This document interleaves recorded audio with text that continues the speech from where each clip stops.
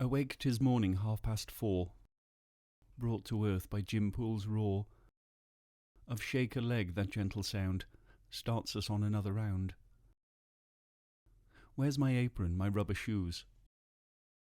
Who's got a chisel I can use? Let's go workers, come away. Off to Denk for one more day.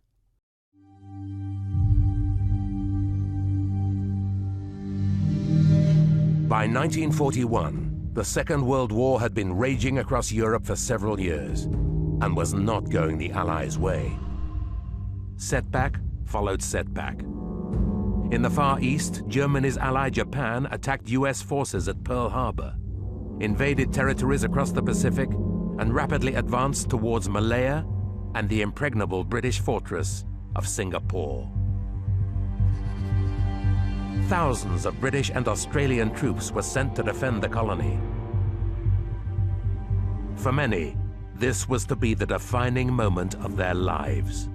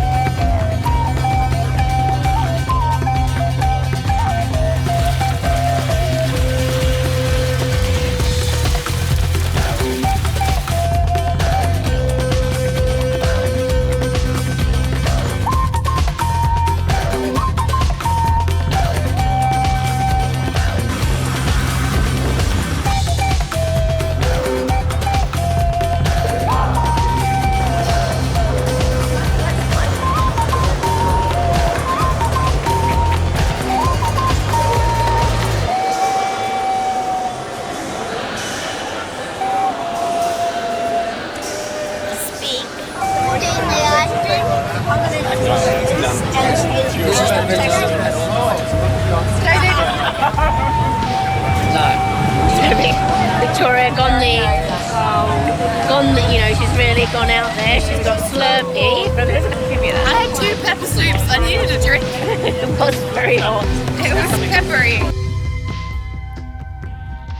After 3 days exploring the sights of the city, it was time to really begin our adventure.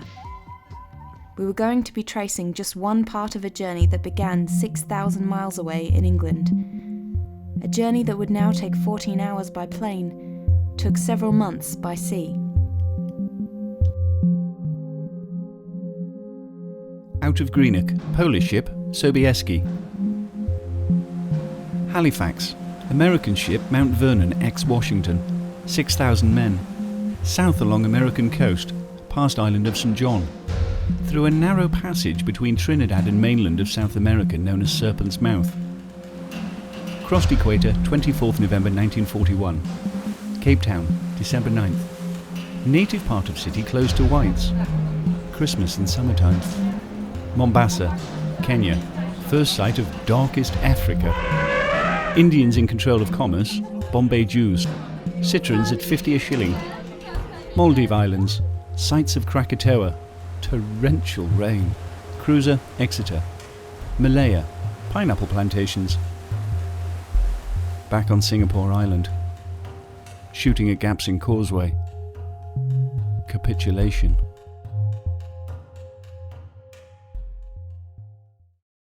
The Japanese, they had tanks, they had armoured cars, but they also had bicycles, and those bicycles won their war.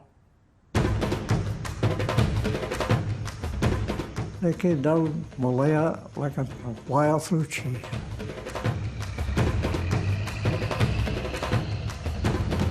"36,000 Japanese soldiers closed in on Singapore. Facing them were almost 85,000 British and Allied troops. But the Japanese were motivated, experienced, and expert at jungle warfare. The Allies found themselves constantly outflanked and outfought. So we had this brief spell of fighting, and a certain amount of fairly close contact fighting, which is just horrific. We were actually under mortar fire, and my colonel literally lost his head. There's no question I was always scared stiff when one had shells landing near one. Despite fierce and stubborn fighting, the Japanese advance continued to close in on Singapore. Winston Churchill warned his generals that surrender was out of the question. We had rumors that the Japanese didn't take prisoners, so we didn't know what was going to happen, But it was a terrible, terrible reflection of the powers that be of ours that were running that show out there, It should never have happened. February the 15th, 1942, and the unthinkable did happen. The British commander, General Percival, surrendered Singapore to the Japanese. The white flag went up at about 4 o'clock on the Sunday. Churchill would later describe this as the worst moment of the war. The extraordinary thing is that the Japs, of course, were completely amazed at having captured so many prisoners. In all, 130,000 men were captured during this short campaign. To add to the humiliation of defeat, they were forced to watch the victorious Japanese generals drive by. The Allied prisoners were marched up to the northern tip of Singapore, to the military base, Changi. We learned that that everyone was going out to this Changi area, and they marched out, it's 18 miles. People say, what's it like being taken a prisoner of war? Chaos, the fall of Singapore in every way, and no law and things. And when things began to break down, which they did very quickly, malaria started, and then people got dysentery. The Japs, as part of this, they literally brought out lorry loads of barbed wire, which they then told us to put up round a certain perimeter. And that was the first time we were actually, you could say, we were in a prison camp. You learn Japanese or pseudo-Japanese, and I can still swear in Japanese, but I've forgotten all my Japanese. They would point to your shoes and say "nemoga," meaning what is the name of it? And so you would say "shit," you see, and so they would go around pointing at other people's good boots, pointing and say, "Oh, you #1 shit guy." I mean, you had a very good pair of boots, and it was hilarious because we had a lot of fun for about 2 weeks, and then they suddenly got the message through an interpreter, and then we had to learn Japanese orders. Changi, September 1942. Sleeping on a door. From Singapore Station, 30 minutes to closed steel truck. Journey in 5 days to Ban Pong. The men were herded into cramped, airless rice trucks. It was a terrible shock. Packed into these trucks, 30 or so to a truck, men ill with dysentery, dehydrated, sick, malaria. Now in the Singapore heat, those steel-sided trucks, you couldn't touch the side. So there was nowhere you could sit. And then the doors were closed. I thought, what on earth is going to happen now? What followed was a train journey in a steel truck to Ban Pong in southwestern Thailand. The train was hot as a furnace, 30 to a carriage. No windows, no air, no light. 5 days and 5 nights went by before the ordeal came to an end. To get out into the open air was an absolute heavenly relief. You kept breathing gulps of air rather than just breathing. This welcome respite was short-lived, for then began what was to become a death march. The army of half-starved, dehydrated, diseased men was forced on foot through 160 kilometres of unforgiving jungle. Many fell on the trail, some killed where they lay.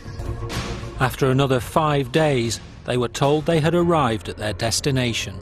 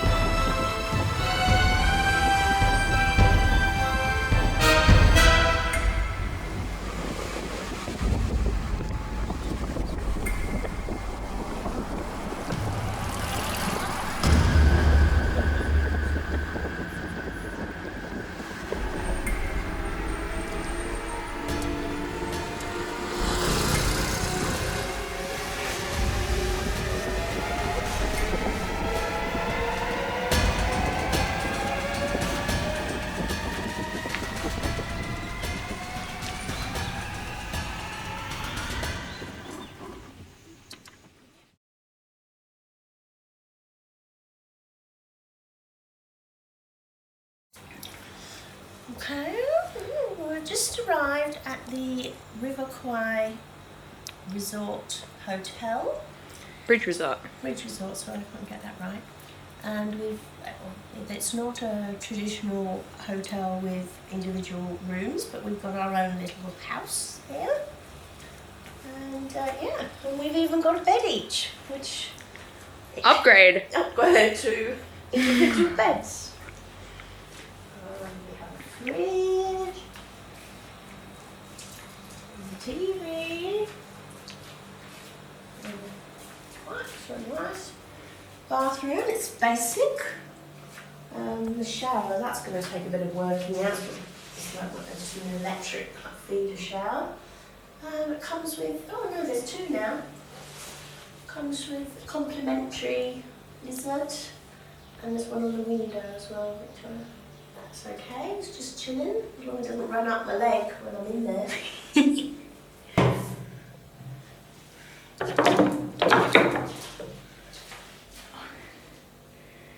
That's authentic.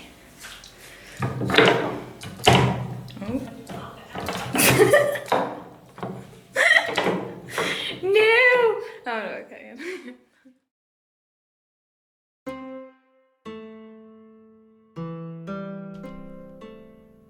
The resort where we were staying was built on the site of the Japanese side of the work camp at Tamakan.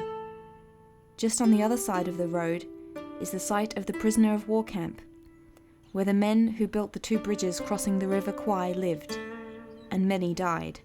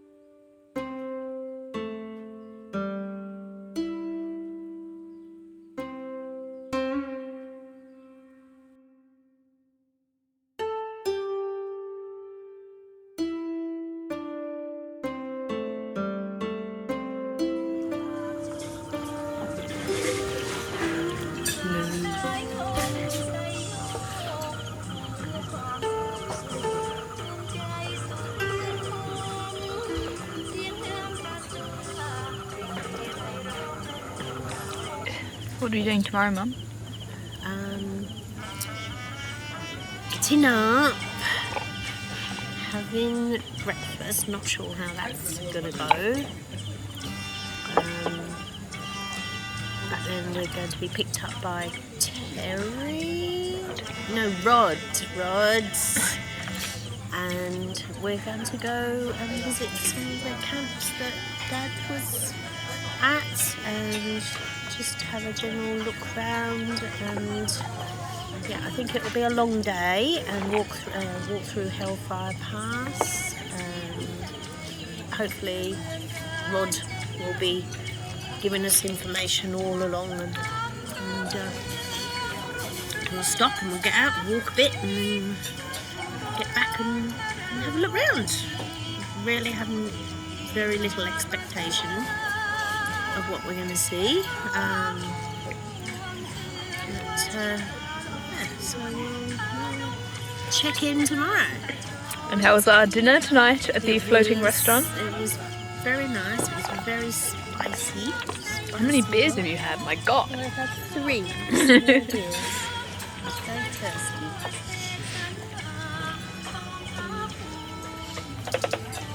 I don't think we're very...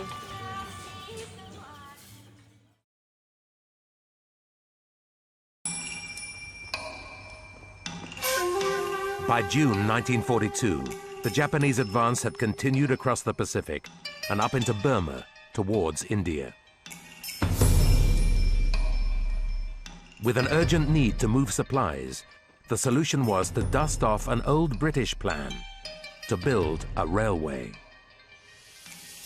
The railway itself was only about 415 kilometres long. Well, that's not an enormous distance at all to link it up with Rangoon. So they could bring people to Saigon, cross to Bangkok, and then take them on the railway right up through to the Burmese frontier. So really, the railway was not a long railway in those terms, but it was the most hellish conditions to make it. If you look at the geography of the region, in order to go from, say, Thailand over to Burma, one of the few ways that you can do it would be to go through the Straits of Malacca. And that's exactly the place where Allied submarines are waiting for you. So it's absolutely critical to have a land route that can move mass amounts of freight very efficiently. In all, some 330,000 men, including over 30,000 British POWs, were sent to work on the Burma Railway.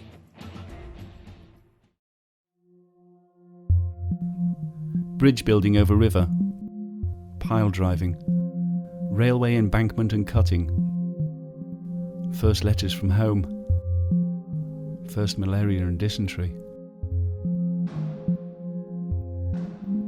So the camp, when your father was here, would have been smaller, would have looked a bit different. This is after the bombing in January 45. So as you can see, some of the huts have been missing some things. So it probably wouldn't have been configured the same style as this then. As you can see, there is not much in the way of habitation in there on the grounds of the camp.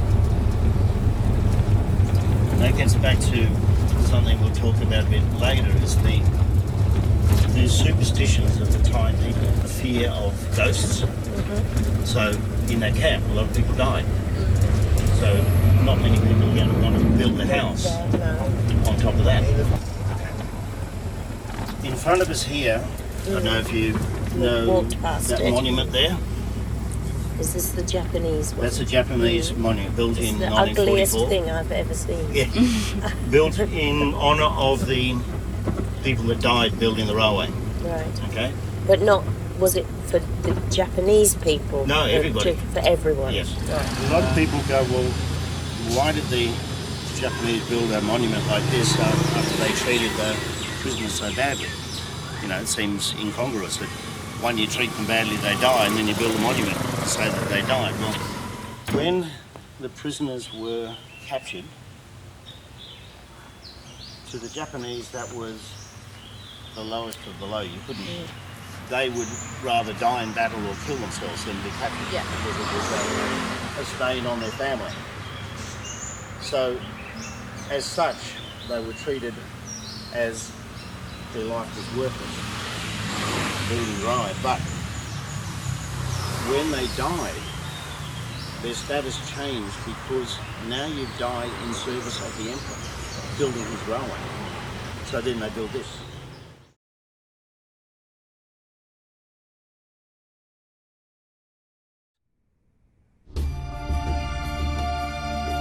He was to work on one of the infamous bridges over the River Kwai. That bridge is part of kind of a jugular vein for that part of the empire. And once they've established that and are able to move large amounts of men and material into Burma, they can threaten the entire British Empire. It was treacherous work. Weak, starving men balanced on slippery bamboo, high above the jungle canopy. Many died, but nobody forgot for a moment which side they were on. At every opportunity, we sabotaged. I did specifically. And we used to get bolts to go through the log after you bought it.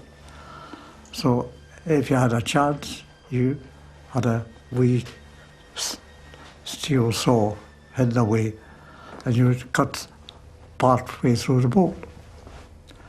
So between that and what others were doing, well, the first engine went across the bridge collapsed.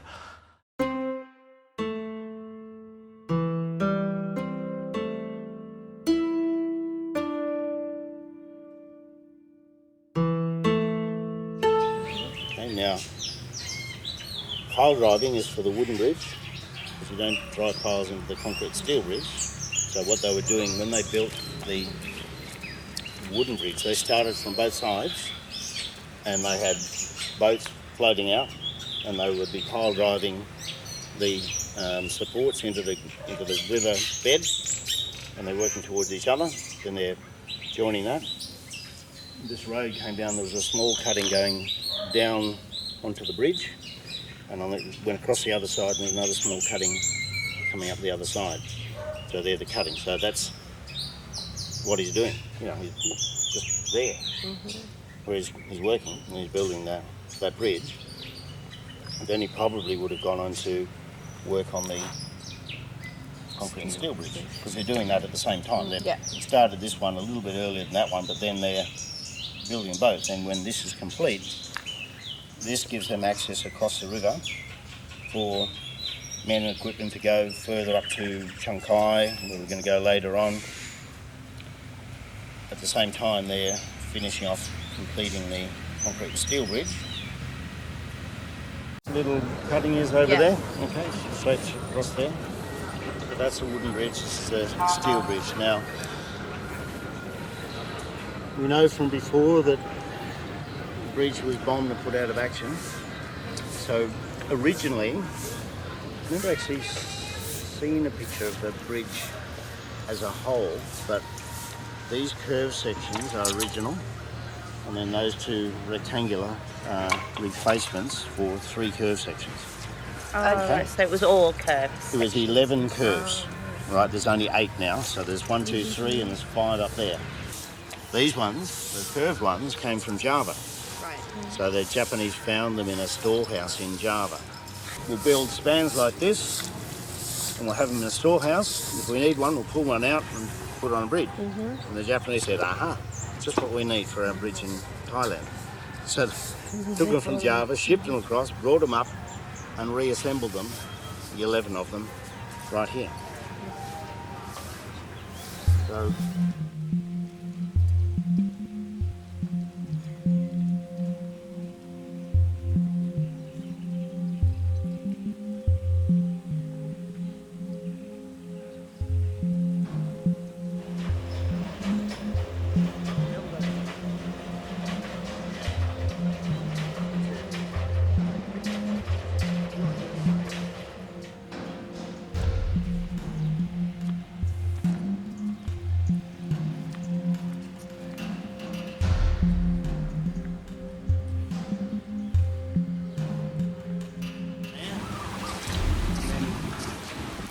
that down there is what they called a flying campon. And it was a truck with railway wheels. And they used to use them. Your father would have seen heaps of those, because they used to use them here just getting stuff across the river when they first built the wooden bridge. That's what mostly went across. This is, imagine just a truck, they've taken the back wheels off and put hubs for railway, and they put a little section on here so that the actual normal would have gone through here with the wheels, and they just convert this to, it's just like driving a truck on the railway line, but with a few carriages like that behind. Some of them they used to put like a bamboo attap roof on them, so they'd drive up the railway, keep the sun off them. Scottish train from Glasgow. North British Locomotive Company, Glasgow. 1919. Wow, that was the year my dad was born. Yeah.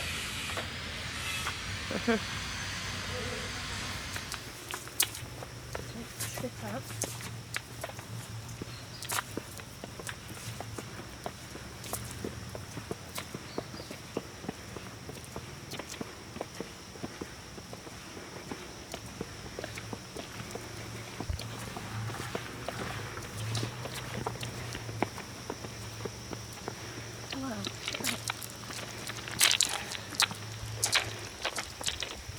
Changkai cutting.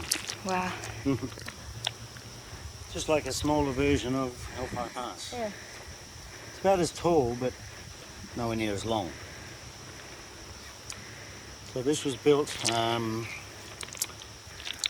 probably around the same time your father was building the bridge. They were doing this. From October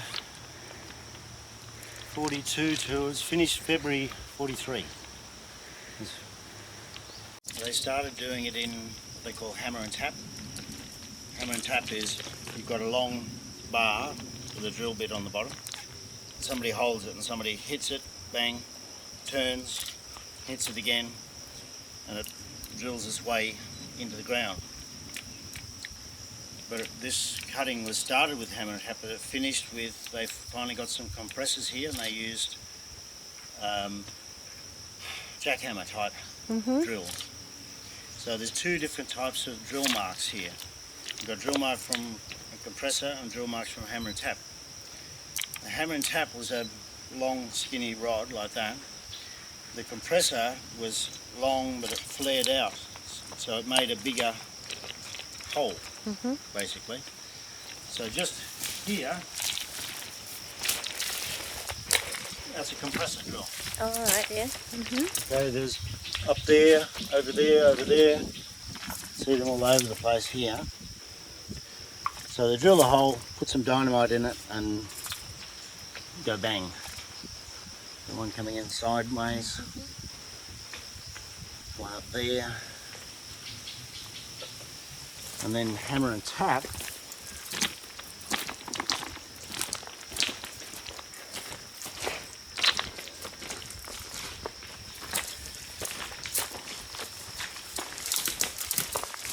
One there, one down there. They're a lot narrower drill hole.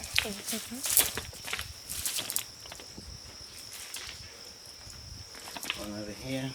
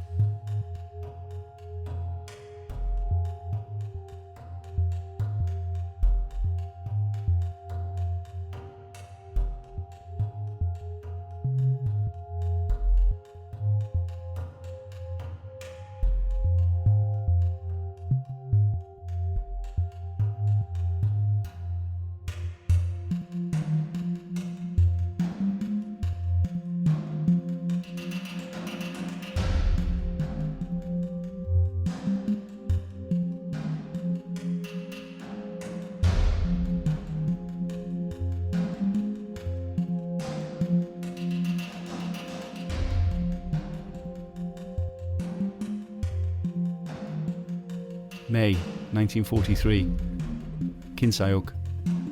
Bad accommodation. Monsoons. Mud. Rock drills and blasting. Digging. Sickness. Note of protest and reply. Cholera.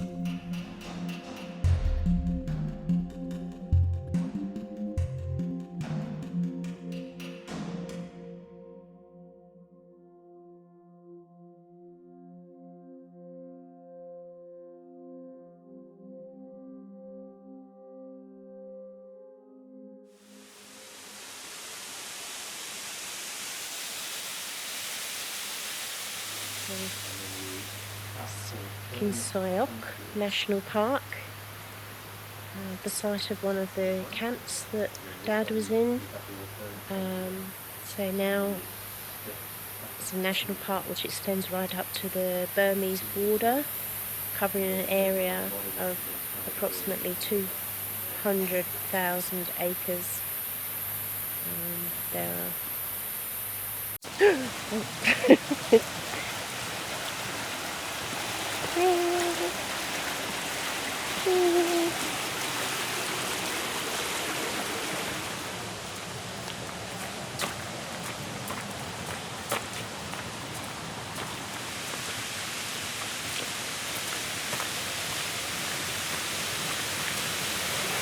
In there is the largest embankment in the entire world.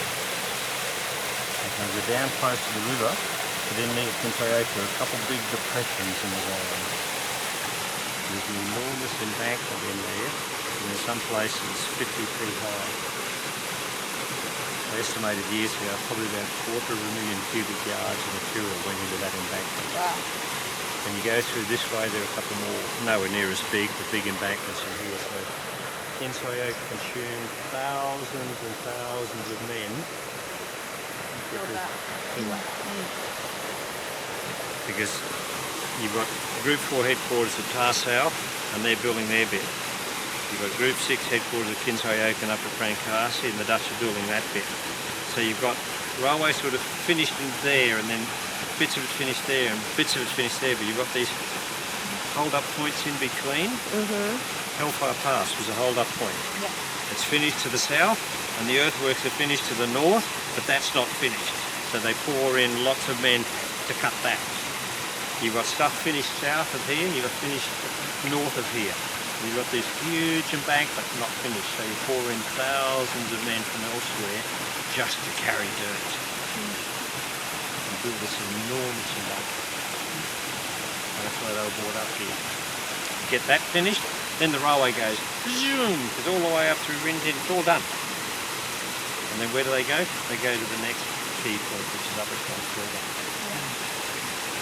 So if you walk all the way through here, there's enormous embankment, a quarter of a mile long and up to 50 feet high.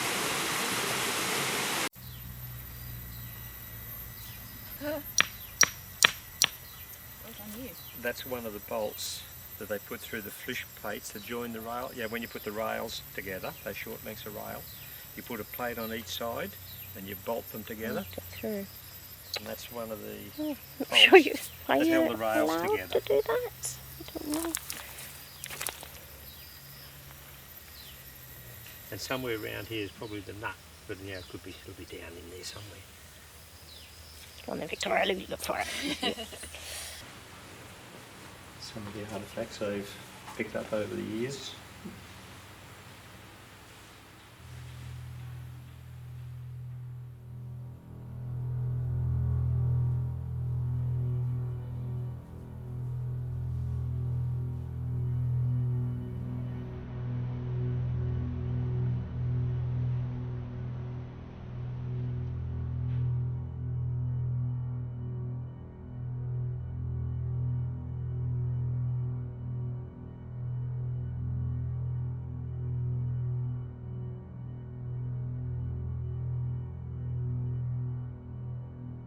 There's the railway. Runs right through here. Flat on the ground. Yeah? Chop a few trees down, flatten the ground, there's your railway. Now, like all other flat areas, you could have done in weeks or a few, haven't done and then gone to the next camp. So why did this consume thousands and thousands of POWs? And that's why eventually I headed off that way and cut my way all through where we were at that bridge site before and way beyond, right out to the far end. And that's where I encountered these enormous cuttings and embankments and all the work through there. So you think if this is all flat on the river plain, it's got these couple big depressions that you've got to build up. Yeah, 500 men died here. No, 600 men died, including the cholera victims.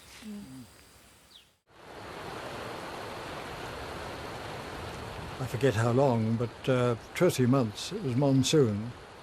For the first quite a few weeks at this camp, it had no roofs. We just ate, worked, slept under the rain. It was really a problem of supply. The only communication was the river. And being the time of the monsoon, the rivers tended to flood. And this rendered it almost impossible for supplies to get up. All we got was supposed to be 250 grams of rice. That usually came in the form of rice full of weevils and so forth. The men were now starving, but the Japanese had refused to sign the Geneva Convention, which protected the rights of prisoners of war. In Kanyu camps, I think every disease imaginable was there, but the worst one with the most lives lost was cholera. That was, I think, perhaps the low point of my experience up there. I mean, looking back now, I can hardly believe I experienced all this.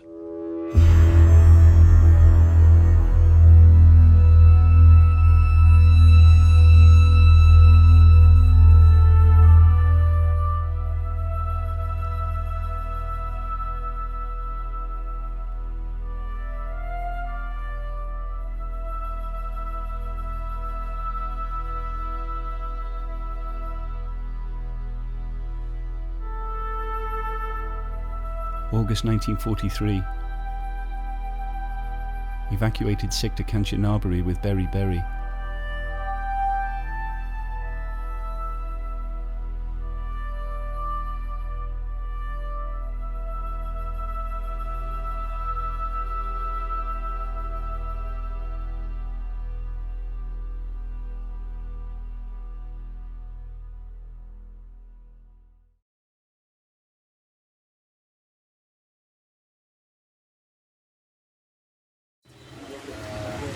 This street is a fairly historical street in Kanchanaburi, so this weekend I think we've got a festival sort of thing happening. They've got down the road there, see the lanterns? Lanterns, yeah. Lanterns, kind of imagine this wall joined up to the gate there, so they cut a piece out of it to make the road. So at the time your grandfather or your father's here, that wall was joined to there. So everybody that came out of that camp came through the centre of this gate and down the river. The river's just down there. So it's not impossible, but it's a bit unlikely, but it's possible that he would have been around here at some stage, maybe when he's in the hospital. If he wasn't too bad, he might have been able to get down here, but I mean, it's hard to say exactly because we don't know, but it's not very far from where he was up there. And it's not really that far from the bridge. If he got sent on a job to go and get something, he might have come around here.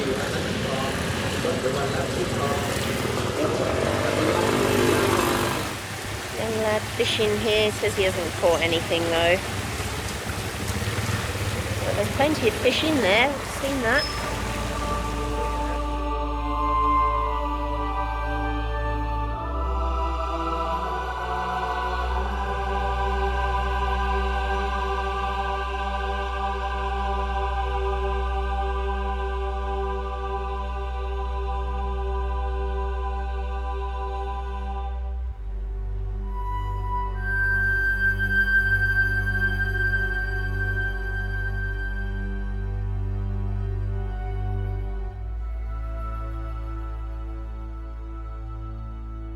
September 1943, marching again to Conqueta, 269 kilometre mark.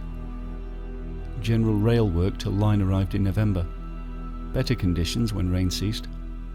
Line joining ceremony. Taste of snake.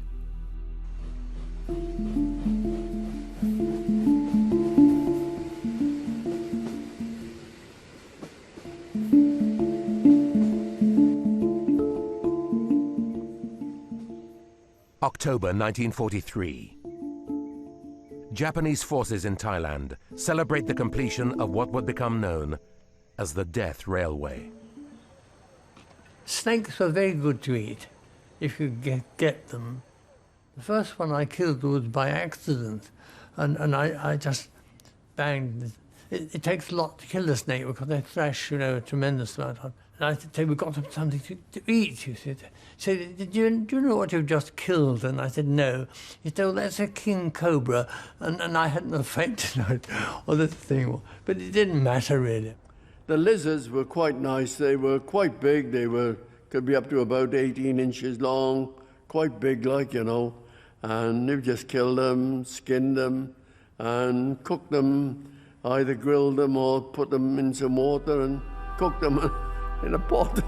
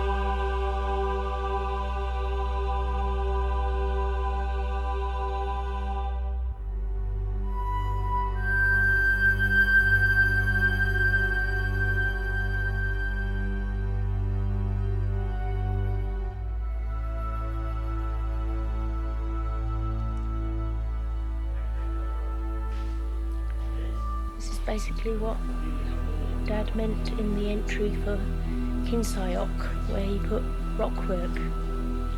It's unbelievable.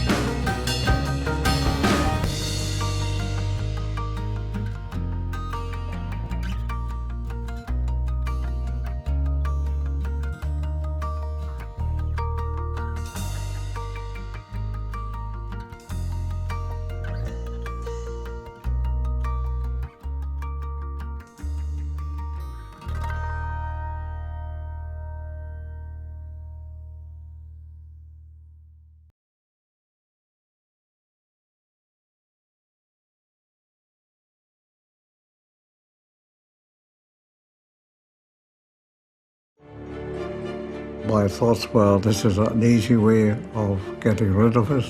They'll take us outside the harbour and they'll scuttle the ship. The thing you need to remember about being a prisoner of war is it's not like being any other kind of prisoner. You don't know when your term's going to end. You know, it could go on for the rest of your life. They knew that the Japanese talked about fighting to the death, so they were still very fearful of how it might end, whether they would be killed as a sort of last revenge. So there was that anxiety always underlying everything. But the plan wasn't to kill them, or not straight away. In the outside world, America had Japan on the back foot. Japan had called up all the men in their factories to fight. and they were shipping POWs over to replace them on what became known as hell ships. Then came the worst 5 days one could ever imagine. It's difficult to describe how a human being can become an animal. The men were actually going mad. There was fights, there was real vicious animal fights, and I expect people were suffocated. You had no idea. It was pitch black. I never knew if it was Monday, Tuesday, Wednesday, Thursday, Friday, Saturday, Sunday, or even what month it was. I didn't care.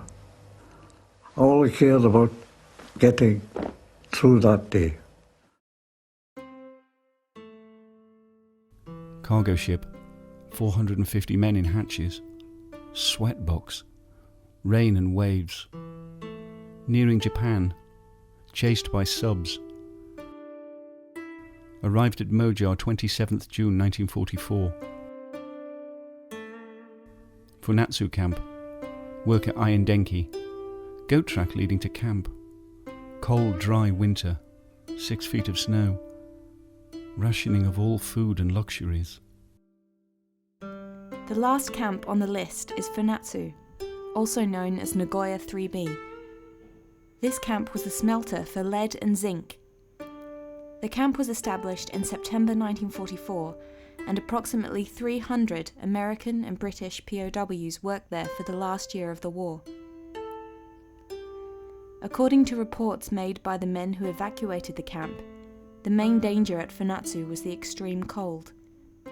The high altitude in the mountain area of Nagoya meant that the temperature sometimes reached -45 degrees, with up to 10 feet of snow. Prisoners who worked in the mines had no safety devices, and injuries were common. Several men died of malnutrition and beriberi. Others were beaten to death by Japanese guards. In fact, the best thing that can be said about the Funatsu camp was that it was 500 kilometers away from where the first atomic bomb was dropped, a year after they arrived. The first atomic bomb was dropped on Hiroshima on August the 6th, 1945. The second, 3 days later, on Nagasaki. Some men described thinking that it was a local ammo dump that had gone up, and not having any idea until after the war was over and the troops came in to relieve the camps. From then on, we didn't see any Japanese. They just disappeared. The prisoners had no idea how devastating the bomb had been. 75,000 were killed instantly, and a further 75,000 injured. It caused this immense loss of life. I think personally it saved Japanese lives as well, because had there been an invasion of the Japanese islands, the entire population was going to be mobilized to fight the they would have been principally American invaders, but perhaps with the British-Australian component as well, and it would have been a massacre. Many are convinced that the bomb also saved the lives of Alistair and his fellow prisoners. We know that the orders had been given by the Japanese military that all prisoners of war were to be exterminated in early September of 1945. That if the war hadn't ended when it did, I have no reason to doubt that that's exactly what would have happened. Japan surrendered on the 14th of August 1945. But with no news to tell them it was all over, the POWs stayed put. They'd been hungry, beaten, diseased, and without hope for 3.5 years. Then the Americans came. At last, the prisoners were liberated. It was a big cheer, and although we was piled up in ranks, it was just one holy rush whoever got on first was in the first truck or whatever. I managed to be on the first truck.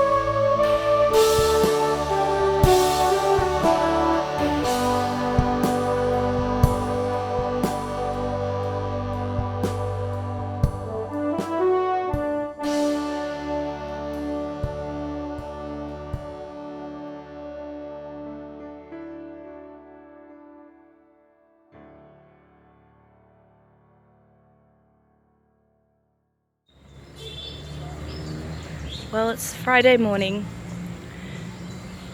It's our last morning here in Kanchanaburi.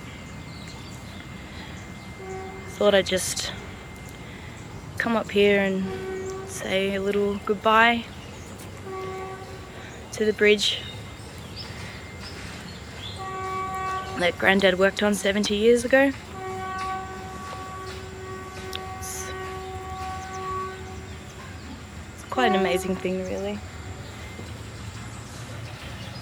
I believe that's a train, which will be very cool.